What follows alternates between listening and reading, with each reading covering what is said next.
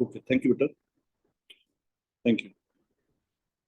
अच्छा, कल हमने प्रैक्टिकल इलेक्ट्रिसिटी में फ्यूज पे आके क्लास को ब्रेक किया था। जब अब दोबारा से फ्यूज को देखते हैं तो फ्यूज जो है it's a safety device included in an electrical circuit to prevent excessive current flow. ठीक है, किसी भी सर्किट में जब एक्सेसिव करंट का फ्लो होगा तो फ्यूज जो है वहां पर वो ब्लो कर जाएगा। ये एक सेफ्टी डिवाइस है जो हमारी अप्लायंसेस को प्रोटेक्ट करती है, हमें भी प्रोटेक्ट कर सकती है somehow. It consists of short thin piece of wire which becomes hot and melts when the current flowing through it is greater than the rated value. कल हमने अप्लायंसेस के करंट भी फाइंड किए थे, फिर वैल्यू एक रेट की थी। आज भी हम इसकी प्रैक्टिस करेंगे अभी थोड़ी देर में। Fuses should have a current rating just slightly higher than the current an electrical appliance will use. For example, 4 ampere fuse is used for a lighting circuit that uses 4 ampere current. यानी lighting circuit को 4 ampere current दे रहे हैं, वहां पे fuse कितना होगा 5 ampere का। और हमने इसको कैसे जस्टिफाई किया था? हमने कहा था कि वोल्टेज कंटिन्यूसली फ्लक्चुएट कर रही होगी, तो कभी वोल्टेज कम होगी कभी ज्यादा होगी। और अगर अगर हम इसको एग्जैक्ट 4 एम्पियर का लगाएं तो जब भी voltage, we know that V is proportional with I, जैसे ही वोल्टेज बढ़ेगा तो फ्लोइंग करंट भी बढ़ जाएगा। और अगर 4 एम्पियर का मैं फ्यूज लगाता हूँ तो वो मेल्ट हो जाएगा, तो एक ही दिन में कई दफा हमें फ्यूज को रिप्लेस करना पड़ेगा। तो इस चीज को, इस हैजर्ड को प्रिवेंट करने के लिए हम क्या करते हैं, स्लाइटली हायर वैल्यू का करंट हम जो है वो हायर वैल्यू का फ्यूज जो है वो रेट करते हैं। मेरी अभी तक की इस बात में कोई इशू नहीं है, आई होप। कल हमने यहाँ तक पहुंचे थे। अ fuse should be connected in live wire so that the appliance will not remain live after the fuse has melted due to current surge. ये फ्यूज का सिंबल है, ठीक है, ये फ्यूज का सिंबल है जिसको मैं हाईलाइट करूं। और अब हम जो है इसको यहाँ पर अगर हम देखें कि हमारे पास ये एक कुकिंग के लिए एक सर्किट है, पर्सन कुकिंग कर रहा है, और ये एक लाइव वायर है, ये न्यूट्रल वायर है। इस लाइव वायर में ये फ्यूज कनेक्टेड है and the fuse is before the switch, ये स्विच से पहले है, ठीक है। और अगर हम यहाँ पर गौर करें इस जगह पर, ये आपके पास जो लाइव वायर है वो मेटल केसिंग के साथ टच हो रही है, ठीक है। ये एक इंपॉर्टेंट चीज है, ये मेटल के, या इसको यूं सोच लें, लाइव और न्यूट्रल वायर्स आपस में कनेक्ट हो गए। कल याद है ना, जब भी लाइव और न्यूट्रल वायर यानी करंट को शॉर्टकट पाथ मिले, करंट जब भी किसी अप्लायंस के बजाय लाइव से डायरेक्ट न्यूट्रल वायर में चला जाए, यानी लाइव और न्यूट्रल कनेक्ट हो जाए, इसको हम शॉर्ट सर्किट कह रहे थे, ठीक है। सही है ना, सब मेरे साथ हैं आई होप। तो ये जो है हमारे पास यहाँ पर इंसुलेशन डैमेज्ड है, ये देखें, damaged insulation, live wire touches the metal casing, ये ऐसा सिनेरियो है। इसमें इस वक्त ये स्विच ओपन है, ये फ्यूज भी लगा हुआ है यहाँ पर, कनेक्टेड है सर्किट में, ठीक है। ये हीटिंग सर्किट है, ये कुकिंग कर रहा है person. Both switch and fuse must be connected in live wire. ये मैं बार बार कह रहा हूँ, ये एमसीक्यूज के हिसाब से बहुत इंपॉर्टेंट पॉइंट है, ये आपको याद रखना है। whenever the switch is open like this case, ठीक है, जब भी स्विच ओपन है इस तरह से, इस बंदे को फिलहाल इसको कोई प्रॉब्लम नहीं है, लेकिन अगर हम इसको यहाँ देखें, ये स्विच, ठीक है, ये स्विच देखें, ये क्लोज हो गया, फ्यूज यहाँ पे ब्लो कर गया। यहाँ पर देखें, ये वायर यहाँ पे मेल्ट नहीं हुई, यहाँ पे ये वायर नजर आ रही है आपको, और यहाँ पर ये वायर मेल्ट हो गई, फ्यूज ब्लो कर गया। ये लाइव और न्यूट्रल वायर आपस में कनेक्ट हो गए, शॉर्ट सर्किट हुआ। डैमेज इंसुलेशन से अमूमन यही होता है। डैमेज यानी जो वायर के ऊपर बेटा जो प्लास्टिक की कवरिंग होती है वो उसकी इंसुलेशन है ना, जब वो कवरिंग, वो प्लास्टिक का केस तो टूट जाता है तो लीकेज ऑफ करंट होती है, यानी लाइव और न्यूट्रल आपस में कनेक्ट हो जाते हैं, ठीक है, लाइक दिस। तो जब ये सिनेरियो हुआ तो अब देखें क्या हुआ, यहाँ पर फ्यूज काम कर रहा है। जैसे ही शॉर्ट सर्किट होगा, तो कल मैंने कहा था कि सर्किट की रेजिस्टेंस शार्पली डिक्रीज करती है, करंट इंक्रीज करता है। और जैसे ही करंट इंक्रीज करेगा तो ये जो फ्यूज होगा ये ब्लो कर जाएगा, और इससे ये जो पर्सन जिसने इसको टच किया हुआ है इस पर्सन को कोई इलेक्ट्रिक शॉक नहीं लगेगा। ठीक है, the fuse is blown due to some electrical fault, like the live wire touches the neutral wire. The appliance is disconnected from the shell of the live wire. ये disconnect हो गई, high would be live at 240 volt. Hence, the worker will not get any electric shock. The appliance is safe to touch. ठीक है, जो ये use कर रहा है वर्कर, इसके ऊपर कोई भी इसको शॉक नहीं लगेगा। अभी तक की इन दो डायग्राम्स को देखकर अगर किसी के जहन में कोई क्वेरी है, कोई सवाल है, तो मुझे व्हाट्सएप कर सकते हैं आप। ठीक है, दोबारा से इस डायग्राम वन को गौर से देखें सब लोग।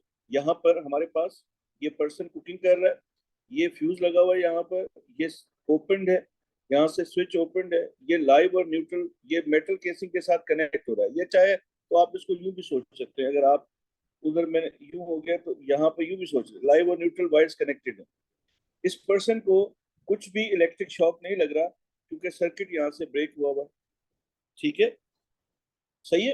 अब जेटा ये क्योंकि स्विच ओपन, ठीक है, ये यहाँ से सर्किट ब्रेक किया हुआ यानी स्विच ओपन। लेकिन अगर इस स्विच को क्लोज करें तो ये फॉल्ट तो अगर कर चुका है, तो ये यहाँ पर शॉर्ट सर्किट होगा, उस शॉर्ट सर्किट से बहुत लार्ज करंट पास करेगा। जैसे वो लार्ज करंट पास करेगा तो ये फ्यूज ब्लो कर जाएगा और इस पर्सन को यहाँ पर इलेक्ट्रिक शॉक नहीं लगेगा। ठीक है, तो ये बेटा, तो इसका मतलब ये है कि लाइव वायर बेटा वो वायर है जिसमें हाईली एनर्जेटिक चार्ज फ्लो करता है, जिसमें कल मैंने कहा था वो वायर जो इलेक्ट्रिक करंट लेकर एंटर होती है अप्लायंस के अंदर। ठीक है, जिस वायर से करंट एंटर होगा तो वो लाइव होगी, और जहां से बाहर निकलेगा वो न्यूट्रल वायर होगी। तो ये आपके पास ब्लू कलर में ये न्यूट्रल वायर है और ये ब्लैक वाली ये लाइव वायर है। इसमें हाईली एनर्जेटिक चार्ज जा रहा है, यानी यहाँ से राइडर जा रहे हैं जो पिज्जा लेकर जा रहे हैं। ठीक है, कोई और किसी के जहन में कोई प्रॉब्लम? ठीक है, इस पे मुझे जो है फीडबैक चाहिए। ये इसका कंक्लूजन है, fuse and switch must be on live wire. When fuse is blown or switch is opened, the appliance will be disconnected from the high potential of the live wire. The appliance will not be live at 240 volt and it is safe to touch. इसको जो use कर रहा है user के लिए ये safe है, ये इसके लिए नुकसानदेह नहीं है। ये फॉल्ट अगर कर गया, यहाँ पे स्विच ओपन है तब भी ये प्रोटेक्ट हो रहा है। यहाँ पर आपने स्विच क्लोज किया तो जैसे स्विच क्लोज किया शॉर्ट सर्किट की वजह से लार्ज करंट फ्लो करेगा और ये फ्यूज ब्लो कर जाएगा। ठीक है, अब जरा यहाँ देखें, इफ फ्यूज और switch is connected wrongly on a neutral wire, अगर न्यूट्रल वायर के ऊपर ये कनेक्ट हो जाएगा तो फिर क्या होगा? अब देखें, ये यहाँ से लाइव और न्यूट्रल वायर्स मिली हुई है। ठीक है, स्विच यहाँ पे कनेक्टेड है न्यूट्रल वायर के अंदर, ये केसिंग के साथ कनेक्ट हो गया, जैसे भी इसको इसके अंदर फॉल्ट आ गया तो डैमेज्ड इंसुलेशन की वजह से लाइव वायर मेटल केसिंग को टच कर गई। अब इस पर्सन को देखें, बट इफ द फ्यूज और switch are connected on the neutral wire, even if the fuse is blown और switch is open, the appliance और metal casing will be live at 240 volt. देख लो बेटा, करंट यहाँ से होके आ रहा है, तो करंट ये पर्सन जो टच कर रहा है ये पर्सन 0 वोल्ट पे, क्योंकि ये अर्थ के साथ कनेक्टेड है। ये इसके ये समझ ले, जैसे अर्थ वायर हम कनेक्ट करते हैं ना, तो ऐसे ये एक अर्थ वायर की तरह काम करेगा, ये एक पैसेज देगा करंट को। तो करंट इंस्टेड ऑफ यहाँ से यहाँ जाने के, करंट इस ह्यूमन बॉडी में से पास करता हुआ यहाँ चला जाएगा और सर्किट कंप्लीट हो जाएगा। जैसे ही सर्किट कंप्लीट होगा इस पर्सन को इलेक्ट्रिक शॉक एक्सपीरियंस होगा। ये इस इलेक्ट्रिक शॉक से मतलब ये यूजर जो है उसको इलेक्ट्रिक शॉक लग गया। अब ये स्विच यहाँ पे ओपन है। ठीक है, तो बेटा अगर हम इसको यहाँ पर ये, एक मिनट, एक काम और। ठीक है, ये हमारे पास जो है स्विच यहाँ पे ओपन है और इस पर्सन से करंट यहाँ जा रहा है, तो इस पर्सन के लिए ये सेफ नहीं है यूज करना। तो जो पर्पस ऑफ द फ्यूज था, वो पर्पस ऑफ द फ्यूज यहाँ पे क्या हो गया, वो खत्म हो गया। इस पर्सन को भी नुकसान हुआ और इस अप्लायंस को भी नुकसान होगा। ठीक है, एनी क्वेरी, किसी के ध्यान में कोई प्रॉब्लम है?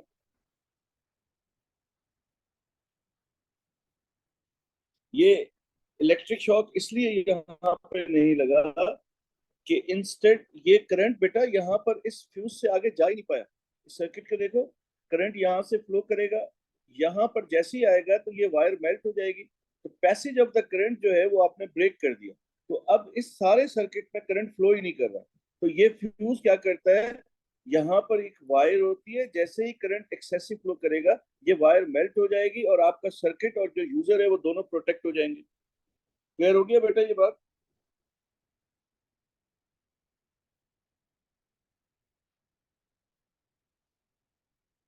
ठीक है, ये क्लियर होगी बात?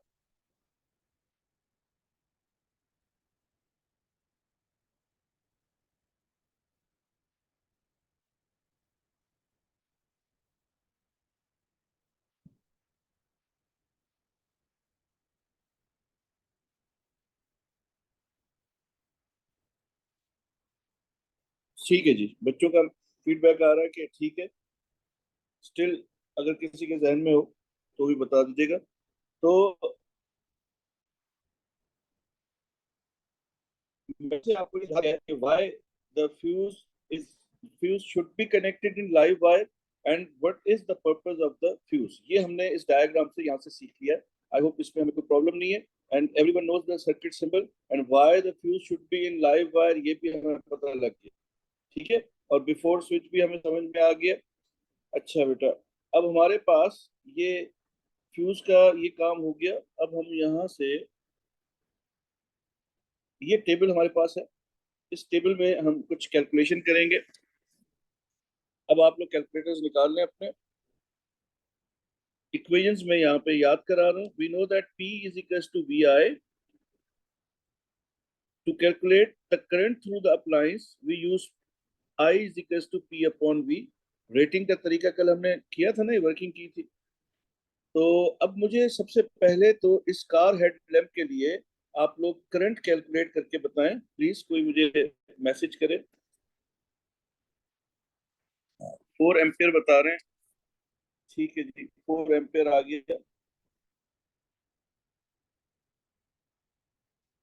फ्यूज जो हमारे पास बेटा फ्यूज अवेलेबल है वो ये है, मैं हाईलाइट कर रहा हूँ, प्लीज देखें, ग्रीन कलर से मैंने हाईलाइट किया है। ठीक है, suggest a correct fuse. Fuse भी सजेस्ट करो बेटा। यस, बिल्कुल ठीक है, 5 एम्पियर।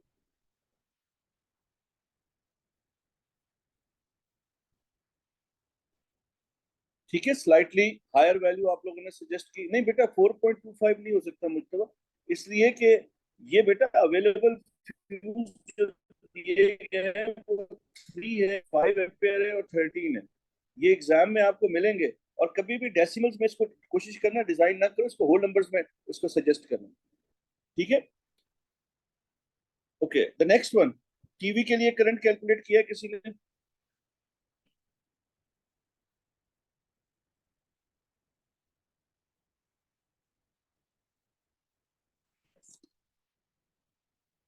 अच्छा ये देखें भाई, ये एक एक कैलकुलेशन मैं करके दिखा रहा हूँ, अगर किसी से ये कैलकुलेशन नहीं हो रही तो प्लीज वो देख ले। देखिए हमारे पास यहाँ पर पीडी जो था वो 12 वोल्ट है और पावर 48। तो I is equal to P upon V. तो हमने पावर 48 रखा और 12 इसका वोल्टेज रखा। तो हमारे पास आंसर आ गया 4 एम्पियर। जो अप्लायंस में से करंट फ्लो करेगा वो 4 एम्पियर है। और अभी हमने कहा जो हम फ्यूज की रेटिंग करेंगे, जो हम फ्यूज रेट करेंगे वो स्लाइटली हायर होगा कैलकुलेटेड वैल्यू से। तो 4 एम्पियर से हायर हमारे पास अवेलेबल फ्यूज जो है वो 5 एम्पियर का है। तो वी विल सजेस्ट 5 एम्पियर। तो दैट्स वाई यहाँ पे 5 एम्पियर बच्चों ने सजेस्ट किया। ठीक है, सही है बेटा। जिनसे सॉल्व नहीं हुआ वो प्लीज मुझे फीडबैक दे दें। नेक्स्ट टीवी के लिए बच्चे ने आंसर मुझे दिया है 0.83, 0.83 एम्पियर। Suggest fuse 1 ampere. बेटा ये यहाँ पर देखो, बार बार मैं कह रहा हूँ, ये यहाँ पर देखो, ये इस जगह पे, ये यहाँ पर फ्यूज आपको बताए गए, इनमें से आपने चूज करना है। ये आपको एक लिमिट दे दी गई है, इसमें से आपने चूज करना है। 1 एम्पेयर उस वक्त होगा जब ये गिवन ना होते। क्वेश्चन में अगर ये गिवन नहीं होंगे तब 1 एम्पेयर एक्सेप्टेबल है, अभी एक्सेप्टेबल नहीं है। तो I will go with 3 ampere.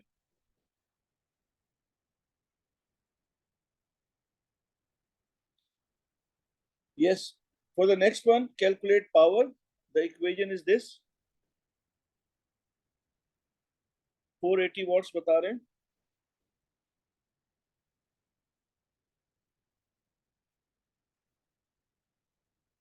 इसके लिए फ्यूज भी सजेस्ट करें।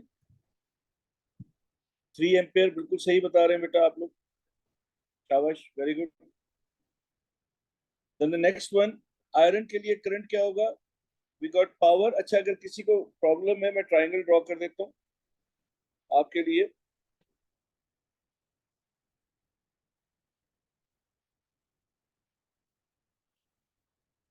तो ट्राइंगल तो यूज करना सबको आती है। अगर इक्वेशन अगर सिंप्लीफाई करने में प्रॉब्लम हो रहा है तो प्लीज, तो यहाँ से करंट मुझे बताइएगा। करंट फ्यूज 5 एम्पियर बता रहे हैं। इस अप्लायंस का करंट कितना आ रहा है? 4 एम्पियर। और फ्यूज है 5 एम्पियर का सजेस्ट किया है बच्चों ने, वेरी गुड, शाबाश। Then next one, I need पार। इसका पार कितना है? इसमें 240 और 10 है, 2400।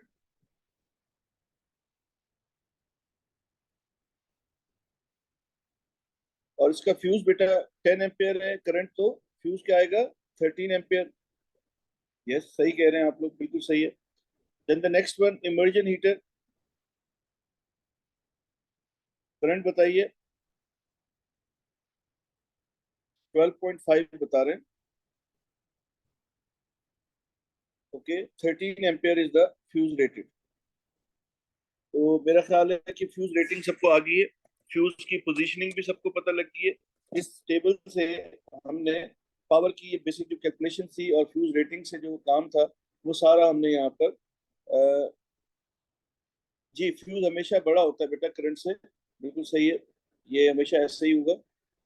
तो आई होप हमें अब इसमें कोई प्रॉब्लम नहीं है। तो अब हम वापस चलते हैं, ठीक है।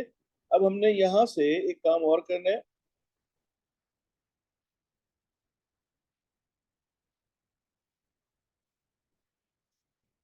So, what authorities do? They provide us electrical energy.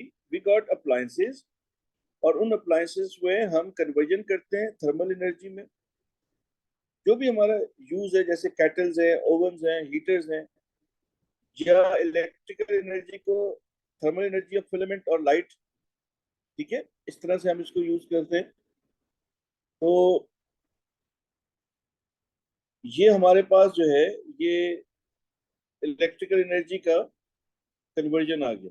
लेकिन मेरा इसमें कन्वर्जन से ज्यादा इन इक्वेशंस पे फोकस है। दोबारा से एक दफा सिर्फ समझाने के लिए, भले आपको डेरिवेशन नहीं आती, I don't mind. Potential difference is work done per unit charge या energy delivered per unit charge. याद है ना, एक कूलम कितना पिज्जा डिलीवर कर रहा है, नंबर ऑफ पिज्जा जो मिल रहे हैं किसी अप्लायंस को, वो that was the voltage. And we know that Q is equal to IT। अगर हम इस इक्वेशन से E को सब्जेक्ट बनाए तो E is equal to V Q है। और Q की जगह अगर मैं IT को प्लेस करूं तो एनर्जी की इक्वेशन बन जाती है E is equal to VIT। I hope everyone get that, इसको सबको समझ में आ गया ये। और अगर मैं इस V की जगह ओहम्स लॉ की इक्वेशन IR को रिप्लेस करता हूं, तो ये I स्क्वायर, यानी मैं लिख के दिखा देता हूँ, E is equal to VIT. For this V, if I replace Ohm's equation, so we get I square RT, ठीक है। तो पोटेंशियल डिफरेंस हमारे पास work done per unit charge या energy delivered per unit charge है। तो potential difference is E upon Q। तो बेटा E is equal to V Q होगा।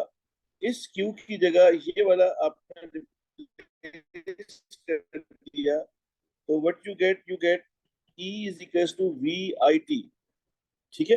और अब इस V की जगह आपने क्या किया? आपने इस V की जगह ओहम्स लॉ से आई आर को रिप्लेस किया।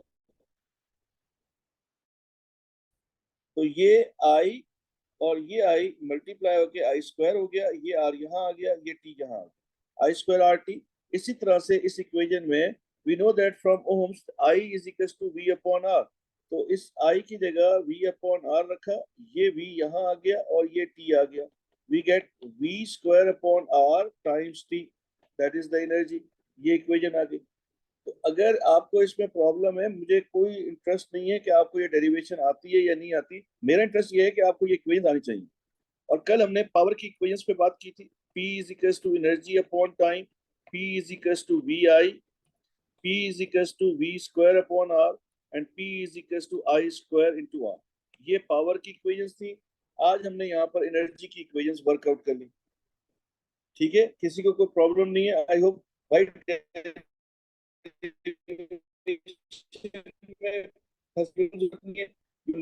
लर्न दिस, मेमोराइज करें इक्वेशंस को। अगर आप ज्यादा नहीं कर सकते तो E is equal to V I T, इस इक्वेशन को याद करना है, बाकी हर चीज इसी से ड्राइव होगी। ठीक है, अब बेटा हम एनर्जी के, इलेक्ट्रिकल एनर्जी के या एनर्जी के यूनिट्स भी बात कर रहे हैं। We got special unit of energy that is kilowatt hour, and along with that हमारे पास ये है जूल्स। ये हमारा एस आई यूनिट है, जो हमारे सिलेबस में एस आई यूनिट है। और इलेक्ट्रिकल एनर्जी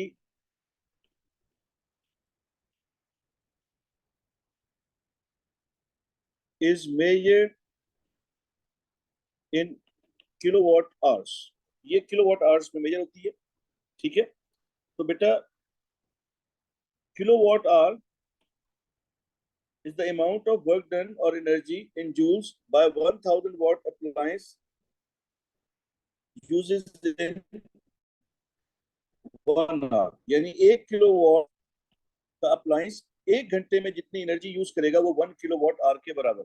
1 किलोवाट आवर का मतलब है 1 किलोवाट यानी 1000 वाट की अप्लायंस 1 आवर में जो एनर्जी यूज करेगी वो बराबर होगी 1 किलोवाट आवर के। बेटा हमारे पास 1 kilowatt hour is 1 unit of electricity that we use at our home.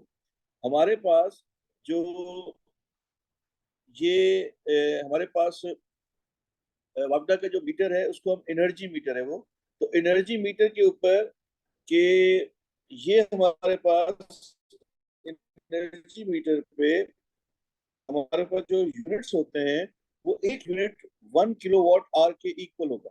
जैसे अगर फर्ज करते हैं किसी का 120 यूनिट्स का बिल है, तो इसका मतलब उन्होंने 120 किलोवाट आवर की एनर्जी 1 मंथ में यूज की है।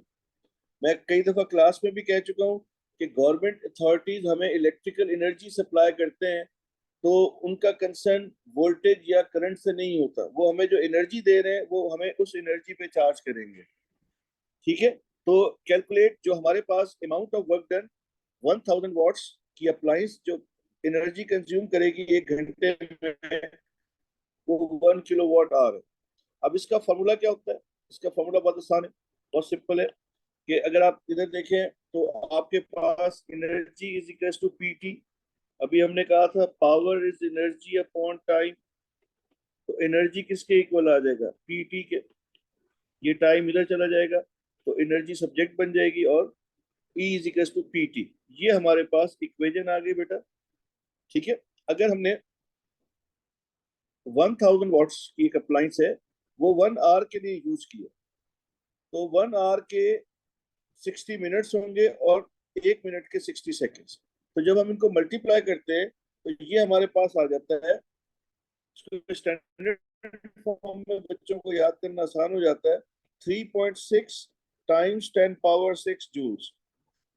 That means 1 kilowatt hour is equals to 3.6 times 10 power 6 joules। यानी अगर हम अपने घर में 3.6 टाइम्स 10 पावर 6 जूल्स की एनर्जी यूज करेंगे तो हमारे वापडा के मीटर पे 1 यूनिट ड्रॉप होगा। ठीक है, ये बात क्लियर होगी। तो हमने 1 किलोवाट आवर की जो एनर्जी यूज की है वो दरअसल एस आई यूनिट्स में कितने के बराबर है? 3.6 टाइम्स 10 पावर 6 जूल्स के। ठीक है, तो इसका मतलब ये है कि अगर मैं आपको ये क्वेश्चन यहाँ पे डिस्प्ले पे आ रहा है आपके लिए मैं ये सॉल्व कर रहा हूँ, तो हम इसको पहले तो एनर्जी में जूल्स में उन्होंने कहा है, तो हम पहले जूल्स में फाइंड करेंगे, उसके बाद हम किलोवाट आवर में फाइंड करेंगे। तो अब पहले हम डाटा देख लेते हैं हमारे पास क्या क्या चीज गिवन है। तो हमारे पास पावर गिवन है। We know the power. Electrical heater is used to heat a large container of water for 2 hours. तो हमारे पास टाइम गिवन है। Calculate the amount of electrical energy used by the heater in joules and in kilowatt hours. So beta, we know that energy is equals to PT. The power is 1.5 kilo means 1000, ठीक है, into time कितना है बेटा 2 hours। तो इस hours के बेटा seconds बनाते हैं, तो ये 60 into 60 ऐसे ही होगा। ये मैंने यहाँ पर किलो खत्म किया और यहाँ पर ये आवर्स थे, तो आवर्स से सेकंड्स में लेके आया। तो कोई मुझे आंसर बताएगा।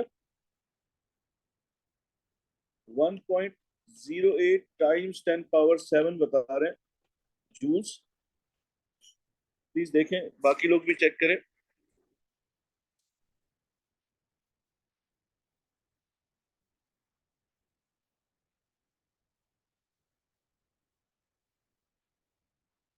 जी, जब भी बेटा आपने जूल्स में आंसर निकालना है, ये बिल्कुल सही आइडेंटिफाई किया है। जब भी आपने जूल्स में आंसर निकालना है तो time should be in seconds and power should be in watts. ये हम यहाँ पे लिख लेते हैं।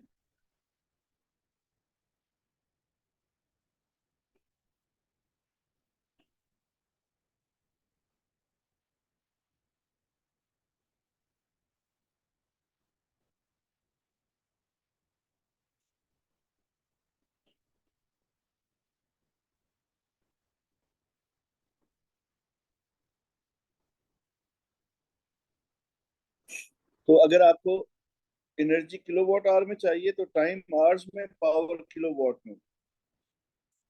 यस, तो मेरे ख्याल से कुछ लोगों ने आंसर किया है इसको। E is equals to PT. P is 1.5 kilowatt and time is 2 hours. So that is 3 kilowatt hours. ठीक है। So power is always, when you are calculating in kilowatt hour, the power should be in kilowatts, not in watts, and time should be in hours. So P is 1.5 kilowatt. तो P आ गया 1.5 kilowatt and time is 2 hours. तो 1.5 को 2 से multiply किया, we get 3 kilowatt hour। ठीक है भाई, किसको प्रॉब्लम इसमें?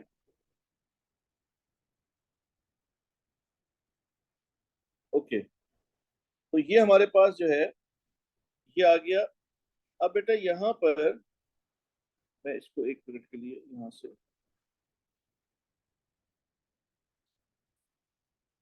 यस, तो ये एक टैरिफ हमें दिया गया है यहाँ पर इलेक्ट्रिसिटी का। The current electricity tariff exclusive of GST is 23.85 cents per kilowatt hour. ठीक है, electricity tariff from June to 3rd 19 inclusive of GST is 25.52 cents per kilowatt hour. So we will be using that 25.52। ठीक है। अब cost of electricity कैसे करनी? Cost of electricity बहुत आसान है, सिंपल अरिथमेटिक है, बेसिक मैथ है। Cost of electricity is kilowatt our, total kilowatt hour,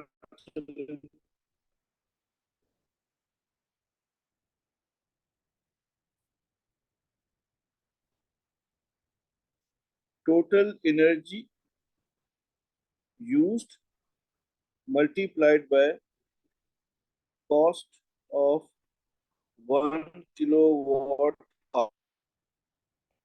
So in this case that we have just solved, the kilowatt hours are 3, the kilowatt hours are 3 and the cost is 25.52 cents. तो कोई मुझे बताए कितने cents बन रहे हैं?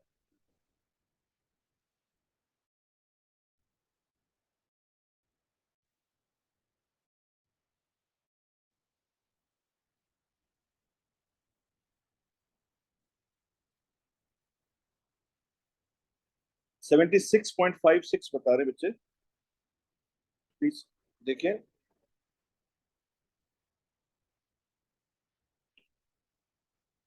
Yes, 76.56 cents, ये हमारे पास आंसर आ रहा है। तो आई होप इसमें कोई प्रॉब्लम नहीं है। Next question, question number 2।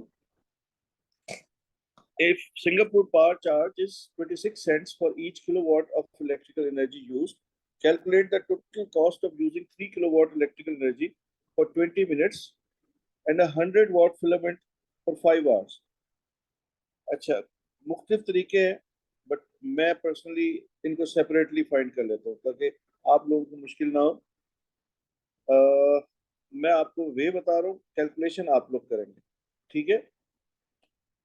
सबसे पहले हम किसको यूज, इलेक्ट्रिक केटल को यूज करते हैं। चलिए,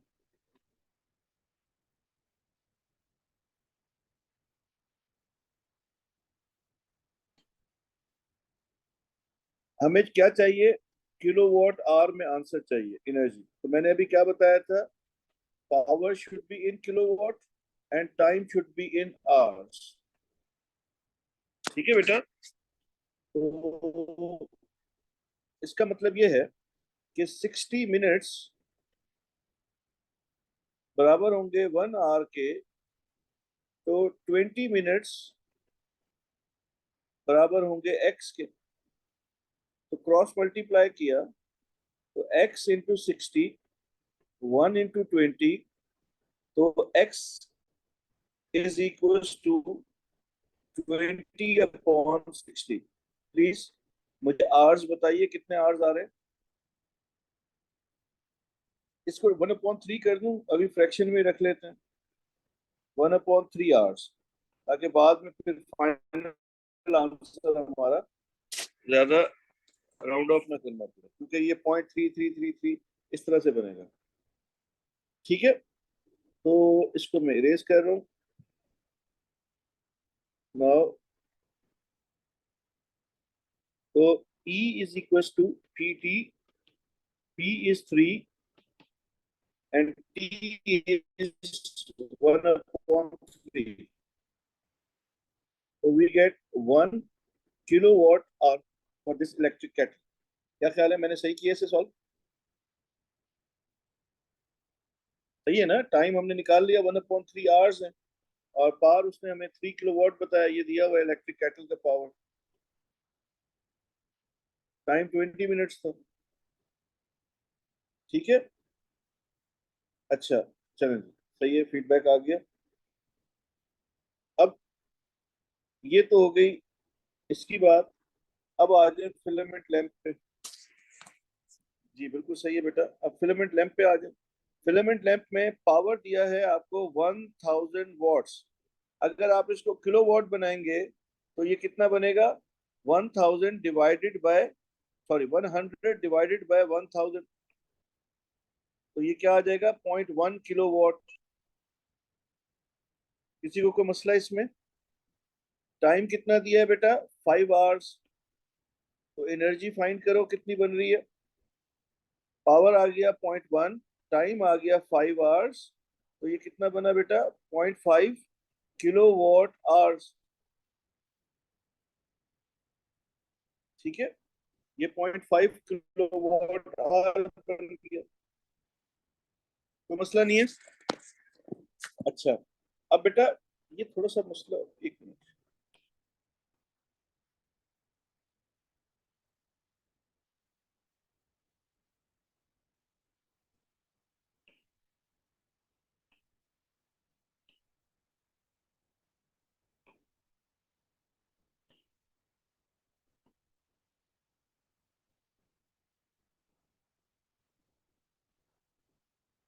वहाँ स्पेस नहीं था, तो दैट्स व्हाई मैंने इसको फिर अलग किया। नाउ कैटल ने कितना एनर्जी यूज किया, 1 किलोवाट आवर। और दूसरा क्या था, लैंप ने, तो लैंप ने कितना यूज किया, 0.5 किलोवाट आवर। तो टोटल कितना एनर्जी यूज हुआ बेटा, 1.5 किलोवाट आवर। तो अब कॉस्ट इसकी कितनी आएगी बेटा, 1.5 मल्टीप्लाइड बाय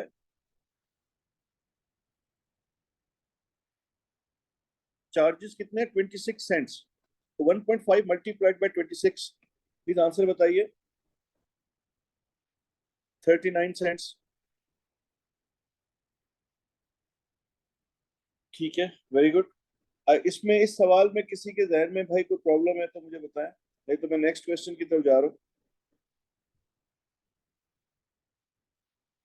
अब हम नेक्स्ट क्वेश्चन सॉल्व कर रहे हैं, क्वेश्चन नंबर 3। तो मैं यहाँ से कॉपी कर लेता हूँ, उसके बाद ताकि हमारे पास जगह होगी, हम इजीली इसको।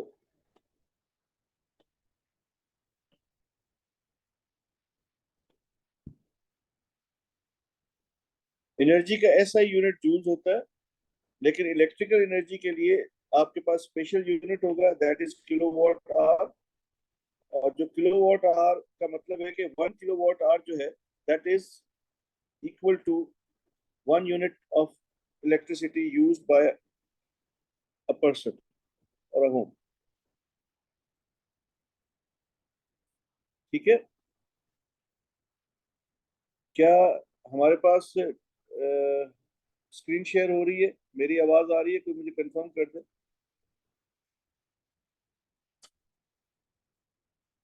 यस, ठीक है, थैंक यू बेटा।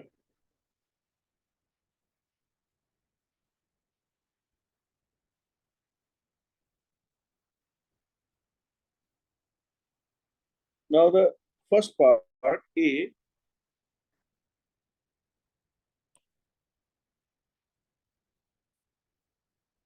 a 240 volt main power supply delivers a current of 9 ampere through an air conditioner.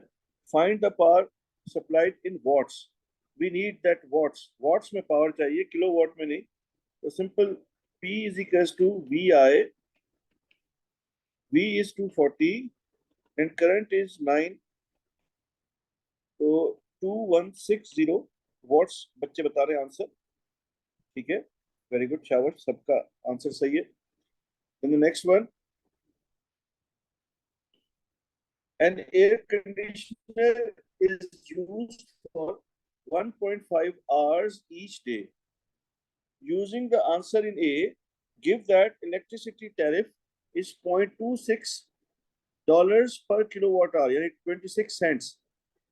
Calculate the cost of using air conditioner in 30 days. 1 month का आपको इलेक्ट्रिसिटी का बिल बनाना है। तो अब आपको सबसे पहले तो किलोवाट चाहिए, तो कोई मुझे बताए कितने, ये पावर है 2160 वॉट्स, तो ये कितने किलोवाट्स बनेगा, प्लीज मुझे बताएं, मैसेज करें।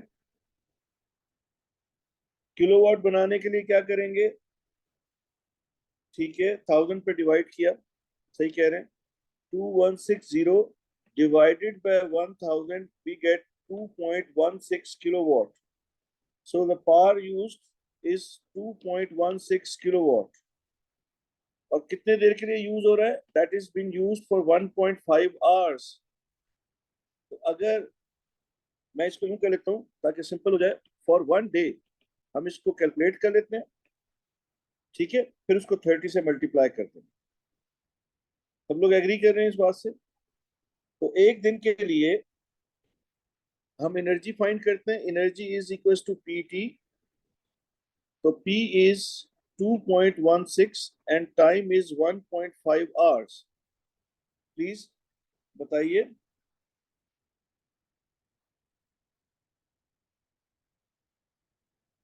3.24 बता रहे हैं बेटा। ठीक है, 3.24 kilowatt hour is used in 1 day.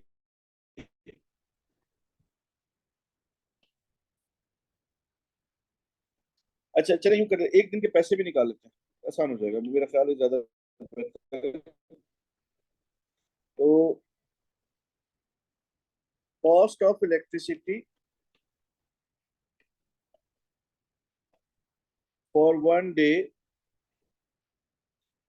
तो कॉस्ट का फॉर्मूला क्या बनाया था हमने, cost is equal to total energy used, that is 3.24 kilowatt, and the cost is 1 kilowatt का यूनिट क्या दिया उसने, मतलब कॉस्टिंग क्या दी है, 0.26। इसको 0.26 से मल्टीप्लाई कर दें तो वी गेट $0.8424। ये हमारे पास इसका बिल आ रहा है एक दिन का। ठीक है, कोई गलती तो नहीं की भाई मैंने, जज्बात में कोई गलती कर गया हूँ देख लो। तो कॉस्ट फॉर 1 मंथ,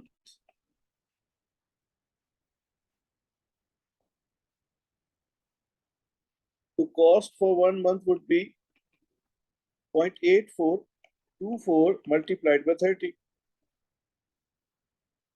तो ये मुझे बता रहे हैं $25.3। अच्छा, 25.273 तो उन्होंने राउंड ऑफ करके उसको 25.3 कर दिया। ठीक है, $25.272 आ गए। सही है, कॉस्टिंग आ गई। अच्छा, एक सवाल और था इसमें, मेरे ख्याल से वो भी देख लेते हैं। यस, अब ये क्वेश्चन आपके पास डिस्प्ले पे नजर आ रहा है। अब आप लोग सॉल्व खुद करेंगे इसको, प्लीज इसको सॉल्व करें।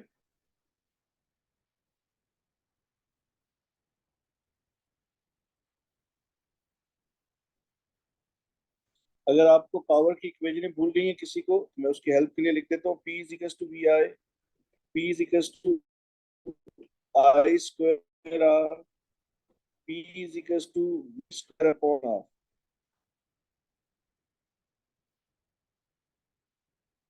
ओके, मुश्तबा ने आंसर बता दिया है।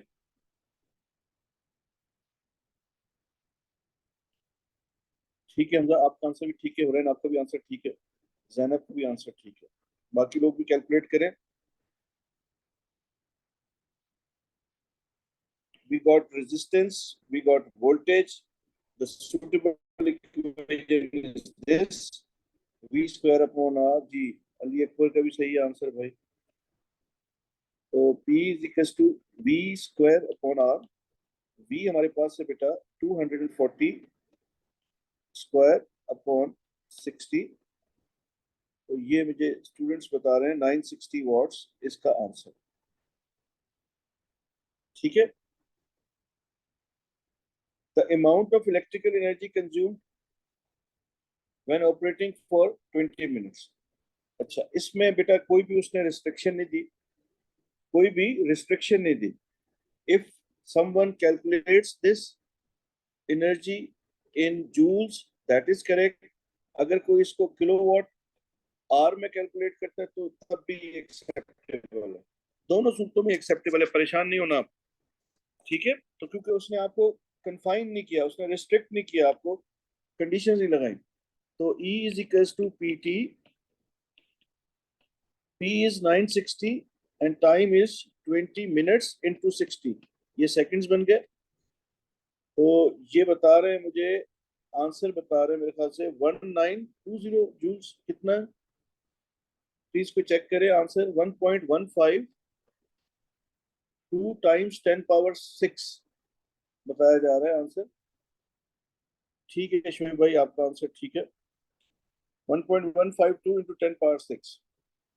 ठीक है, अगर किसी ने गलत कैलकुलेट किया तो प्लीज वो देख ले। अगर आप किलोवाट आवर में कोई कैलकुलेट करना चाहता है तो अब हम किलोवाट आवर में भी कैलकुलेट कर लेते हैं। Power is 960 watts। If you divide this by 1000, you get 0.96 kilowatt।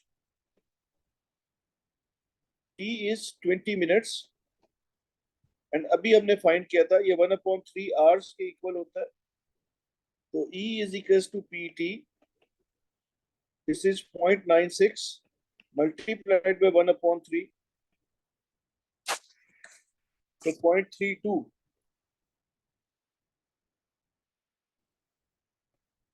Watt hour बता रहे हैं। जी बिल्कुल ठीक है, तो 0.32 किलोवाट आवर इसका आंसर बताया जा रहा है। तो मेरा अपना ख्याल है कि सबको एक फेयर आइडिया हो गया है कि एनर्जी की कैलकुलेशन, एनर्जी की कॉस्ट कैसे निकलनी है, पावर कैसे कैलकुलेट होता है, पावर से हमने फ्यूज रेटिंग कैसे करते हैं, हमने उसकी भी प्रैक्टिस कर ली है इक्वेशंस की। ठीक है, हमने काफी हद तक इस पे काम किया है। तो अब हम लोग जो है चलें, मैं यहीं पे क्लास एंड करना चाह रहा हूँ, लेकिन ये क्वेश्चन भी सॉल्व कर लेते हैं। चलें, ये भी एक रह गया फिर, क्योंकि कल मैं insulation, earth wire, damage insulation, circuit breakers, उन पे बात करूंगा। I need 1 hour for that. तो अभी इसको सिर्फ इधर ही एंड करेंगे आज। तो मुझे एक क्वेश्चन सॉल्व कर दो। 60 watt 240 volt is connected to 240 volt main supply। ये आपके पास इस तरह से कनेक्टेड है।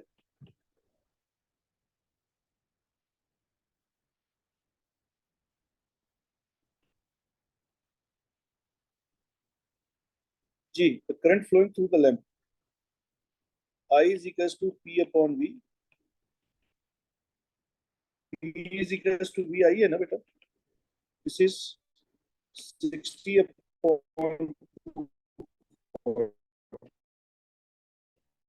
0.25 ampere। Next one, the resistance। तो P is equals to V square upon R। कल मैंने ये कैलकुलेशंस कराई हैं। R is equals to V square upon P। This is 240 square upon par is 60। The answer is 960। कितना है बेटा resistance?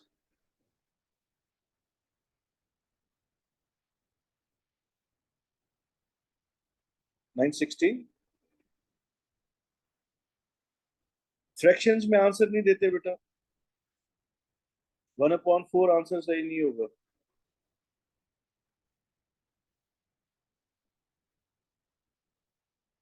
तो एनर्जी प्रोड्यूस्ड बेटा फॉर 8 आवर्स, तो PT, P is 960, time is 8 into 60 into 60। Answer would be in joules, और other way 9, sorry power नहीं है तो रेजिस्टेंस है, पावर 60 है।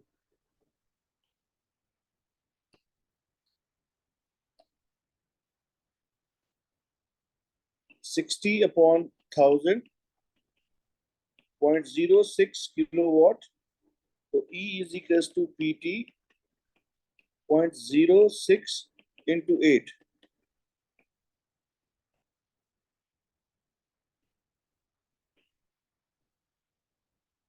1.73 times 10 power 6। ये है आंसर इसका जूल्स वाले का, 1.728 times 10 power 6 जूल्स, और ये किलोवाट है।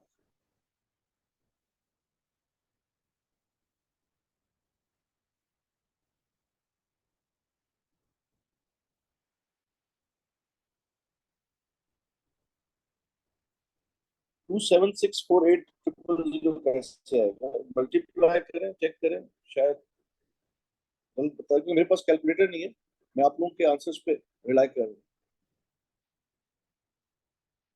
60 into 8 into 3600। ठीक है, तो आई होप अब हमारा मैथमेटिकल इसमें काफी ग्रिप हो गया। इस तरह के एमसीक्यूज एक्सपेक्टेड होते हैं, इस तरह के P2 में क्वेश्चन आते हैं, तो अब ये कैलकुलेशंस आप लोग आसानी से कर सकते हैं। अब कल मैं फर्दर जो इसका थ्योरेटिकल पार्ट है, कल इस टॉपिक को हम एंड कर लेंगे इंशाल्लाह। इसमें सर्किट ब्रेकर्स हो गए, अर्थ वायर्स हो गई, डैमेज